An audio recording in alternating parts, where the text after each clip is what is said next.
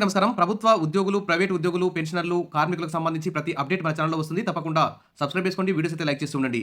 ఇక ఎప్పుడెప్పుడు వేతనాలు పెరుగుతాయి, ఎప్పుడెప్పుడు పెండింగ్ డీఏలు విడుదలవుతాయని చెప్పేసి ఇటు రాష్ట్ర ప్రభుత్వ ఉద్యోగులు, పెన్షనర్లు, అదేవిధంగా కేంద్ర ప్రభుత్వ ఉద్యోగులు, పెన్షనర్లు కూడా ఎదురు చూస్తూ ఉంటారు. మరి కేంద్ర ప్రభుత్వం అయితే 8వ పే కమిషన్‌కి ఆమోద ముద్ర వేస్తూ క్యాబినెట్ అయితే ఆమోదం తెలిపింది. దీని సందర్భంగా మరి కేంద్ర ప్రభుత్వ ఉద్యోగుల పెన్షన్లు పెరగనున్నాయా అనే దాని మీద పెన్షన్లు అయితే లెక్కలేసుకుంటున్నారు.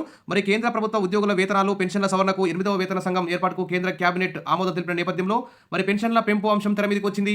ప్రస్తుతం అయితే 7వ వేతన సంఘం సిఫార్సుల ఆధారంగా ఉద్యోగులైతే జీతభత్యాలు, పెన్షన్లు అయితే పొందుతున్నారు. మరి పెన్షన్ల పెంపుపై టీమ్ లీజ్ సంస్థ వైస్ ప్రెసిడెంట్ కృష్ణేందు చటర్జీ మాట్లాడుతూ వేతనాల పెంపు ఆధారంగానే పెన్షన్ల పెంపు కూడా ఉంటుందని, ఫిట్మెంట్ 2.5% నుంచి 2.8% ఉంటే పెన్షన్ 9,000 నుంచి 25,200 వరకు పెరిగే అవకాశం ఉందని అంచనా వేస్తున్నామని వెల్లడించారు.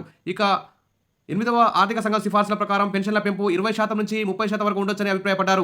Pox Mandal and associates LLP సంస్థ పార్ట్నర్ వారు మాట్లాడుతూ 8వ వేతన సంఘం ఫిట్మెంట్ 2.86 సిఫార్సు చేసి కేంద్ర ప్రభుత్వం ఆమోదిస్తే ఉద్యోగుల వేతనాలు, పెన్షన్లు 186% పెరుగుతాయని అంచనా వేస్తున్నామని తెలిపారు. సరే, ఈ బడ్జెట్లో ఉద్యోగులకు సంబంధించి పెండింగ్ బిల్స్ అన్నిటి విడుదల చేసే విధంగా మరి రాష్ట్ర ప్రభుత్వాలు, తెలుగు రాష్ట్ర ప్రభుత్వాలు కూడా రాష్ట్ర ప్రభుత్వ ఉద్యోగులు, పెన్షన్లు, ఉపాధ్యాయులకు సంబంధించి కూడా జీతాలు పెంచడానికి నిర్ణయం తీసుకోవాలి. ఐఆర్ కానీ, పెండింగ్ డీఎల్ కానీ, పీఆర్సీ కమిషన్ ఏర్పాటు చేయడం కానీ చేయాల్సి ఉంటుంది. అదేవిధంగా భారతదేశ వ్యాప్తంగా ఉన్నటువంటి కార్మికుల వేతనాల పెంపుకు సంబంధించి కూడా మరి ఈపీఎఫ్ఓ ఉద్యోగులు, పెన్షన్లకు సంబంధించి జీతాల పెంపు, పెన్షన్ల పెంపుపై కూడా కేంద్ర ప్రభుత్వం కీలకమైన నిర్ణయాలు బడ్జెట్లో తీసుకోవాలని చెప్పేసి అందరూ కూడా ఎదురు చూస్తున్నారు. అదేవిధంగా ఇన్కమ్ ట్యాక్స్ సంబంధించి కూడా లక్షల్లో ఉద్యోగులు, పెన్షన్లు అయితే ఇన్కమ్ ట్యాక్స్ చెల్లిస్తున్నారు.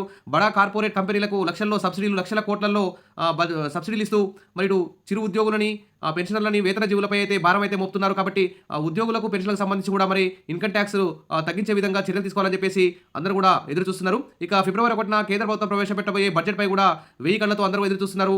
ఉద్యోగులు, పెన్షన్లందరికీ కూడా గుడ్ న్యూస్ రావాలని చెప్పేసి అనుకుంటున్నారు. కాబట్టి ప్రభుత్వం ఆ దిశగా చర్యలు తీసుకోవాలని చెప్పి కోరుకుందాం. Wish all the best. మరిన్ని అప్డేట్స్ కోసం మన ఛానల్ని ఫాలో అవుతుండండి. వీడియోస్ అయితే లైక్ చేస్తుండండి. Thank you.